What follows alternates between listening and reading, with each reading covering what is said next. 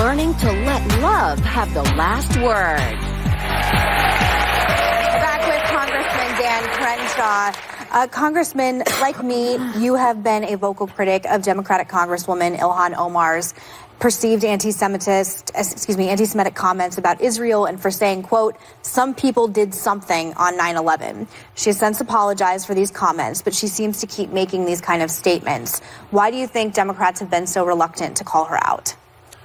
Well, I think, unfortunately, we're playing a team sport these days. All right, and we just had a long discussion about how Republicans feel about Trump, and I think you're seeing the same issues play out on the Democrat side with somebody on their own team, and they're not sure how to handle it, even though they might behind closed doors disagree with what she's saying. Well, I would be remiss if I didn't bring up the fact that, you know, she's a new congresswoman, and on the right, what we have is the president of the United States in Charlottesville saying that there are good people on both sides, which, and people are yelling, Jews will not replace us. There are not good people on both sides. In that same sentence, when he said that, he also said, I am definitely not referring to white nationalists. Why do you apologize for him? I'm not apologizing.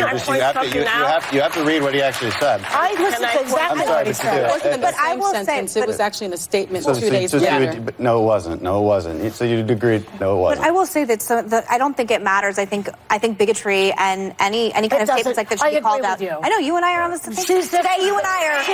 So I think it should be called out at any level. But some would say that her comments were taken out of context because she said something else. Some people did something on 9/11 that's out of context. Unless she's referring to another event besides 9/11, I don't see how it was taken out of context. I think what people are trying to say was, well, she was explaining a broader point. Yeah, that's true. Yes, I have no problem with her broader Muslims point.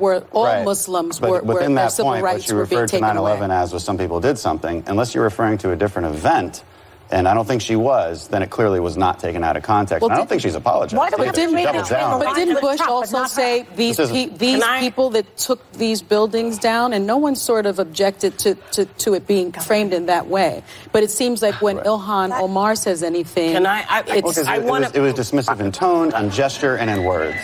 It was dismissive. Yeah, I want to point something out, because this is a conversation I haven't been part of with you all. You know, one of the things that we've never had before is a Muslim congresswoman. Yes. And so her feelings about Israel may not be the same as ours.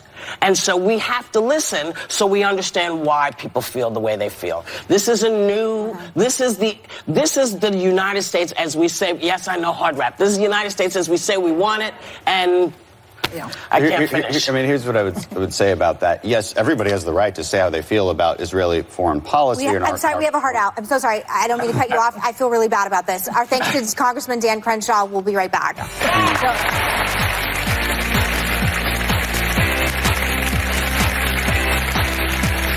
Oprah's upgrading your money.